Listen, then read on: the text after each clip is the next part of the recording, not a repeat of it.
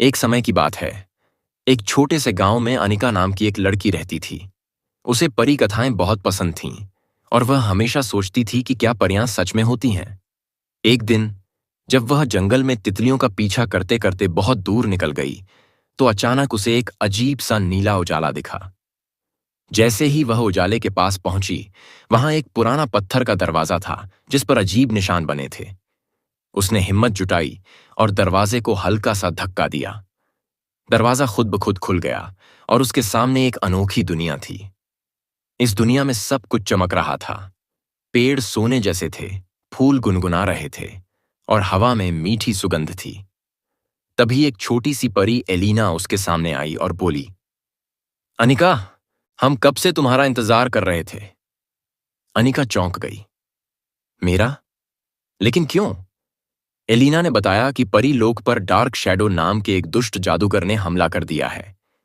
उसने परियों की जादुई शक्ति चुरा ली है और अगर समय रहते कुछ नहीं किया गया तो पूरा परी लोक अंधकार में डूब जाएगा।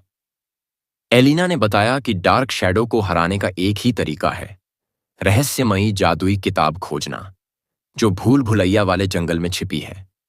लेकिन वहां जाना आसान नहीं था, क्योंकि जंगल में कई भयावह जीव रहते थे। अनिका ने हिम्मत दिखाई और एलिना के साथ उस जंगल की ओर बढ़ चली। रास्ते में उन्हें कई अजीब और डरावनी चीजें दिखीं, बोलने वाले पेड़, हवा में तैरते पत्थर और अचानक गायब हो जाने वाले रास्ते। लेकिन उन्होंने अपनी सूझबूझ से हर चुनौती पार कर ली। आखिरकार वे एक पुराने खंडहर तक पहुंचे जहां किताब रखी थी। लेकिन जैसे ही अनिका ने किताब उठाई, सब कुछ हिलने लगा। अचानक वहां डार्क शैडो प्रकट हुआ और जोर से हंसते हुए बोला, तुम मेरे जाल में फंस गई अनिका, अब यह किताब मेरी हुई। डार्क शैडो के तेज अट्टहास से पूरा जंगल गूंज उठा। अनिका ने अपने हाथ में जादुई किताब कसकर पकड़ ली और एलिना की तरफ देखा। एलिना की आंखों में चिंता साफ झलक रही थी। डार्क शैडो ने अपनी छड़ी घुमाई और चारों ओर काला धुआं फैल गया। धीरे धीरे किताब उसकी तरफ खींचने लगी। अनिका ने पूरी ताकत लगाकर किताब को पकड़ने की कोशिश की, लेकिन उसकी पकड़ ढीली होती जा रही थी। तभी एलिना ने फुसफुसाते हुए कहा, अनिका, किताब खोलो, उसमें जादुई मंत्र होगा। अनिका ने झटपट किताब खोली और उसके पन्ने सोने की रोशनी से चमक उठे। अचानक एक पन्ने पर कुछ अजीब सा लिखा दिखा, असली अंधकार वह नहीं जो आंखों के सामने है, बल्कि वह है जो दिल में छिपा हो। अनिका ने यह पढ़ते ही समझ लिया कि डार्क शैडो की शक्ति उसकी नकारात्मक ऊर्जा से बढ़ रही थी। उसे हराने का एक ही तरीका था। अनिका ने हिम्मत जुटाकर डार्क शैडो की आंखों में देखा और जोर से कहा, तुम कौन हो?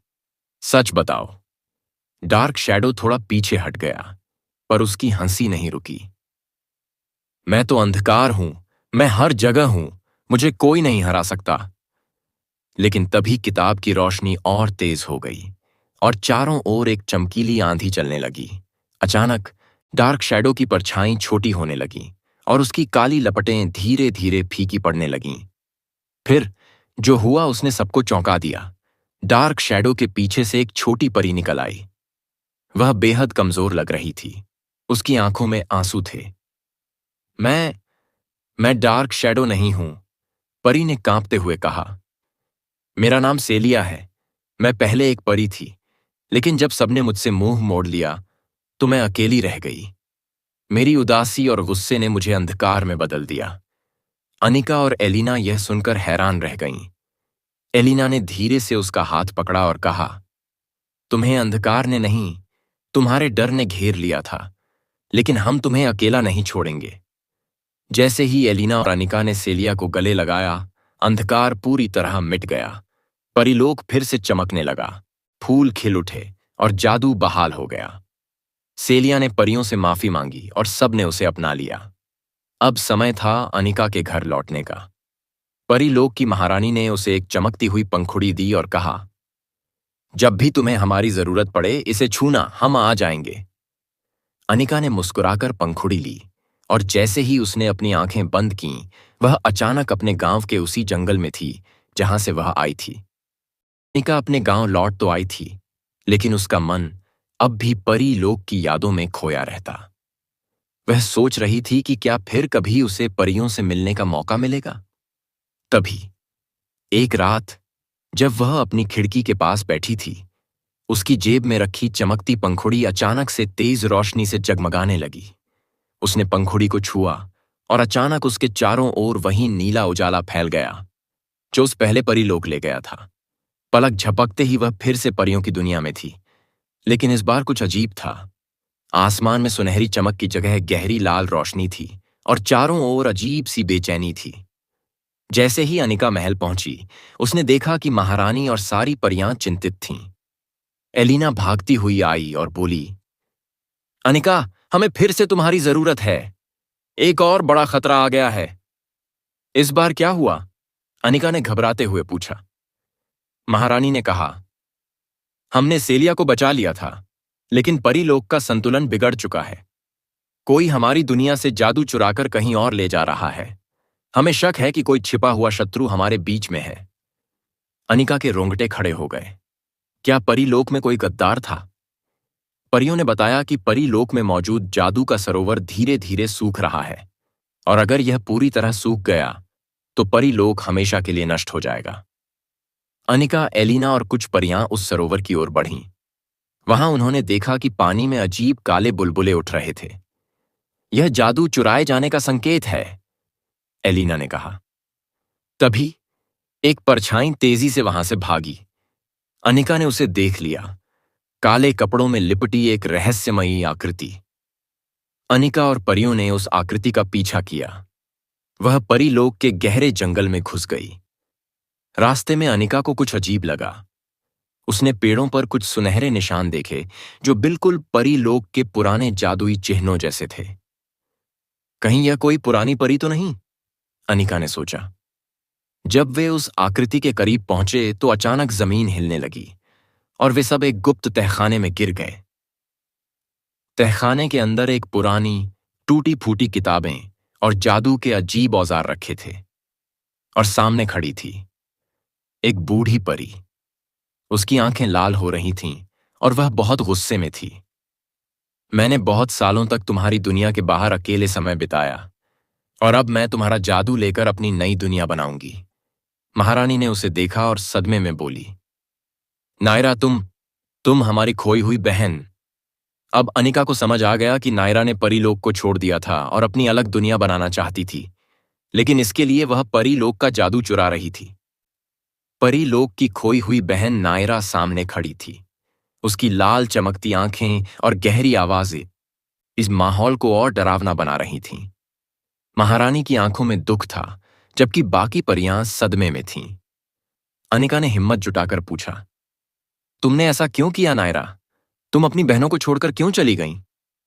नायरा ने ठंडी आवाज में कहा, क्योंकि मुझे कमजोर समझा गया। मैं भी परीलोक की महारानी बन सकती थी, लेकिन मुझे नजरअंदाज कर दिया गया। इसलिए मैंने अपनी खुद की दुनिया बनाने की ठानी, और इसके लिए मुझे जादू चाहिए।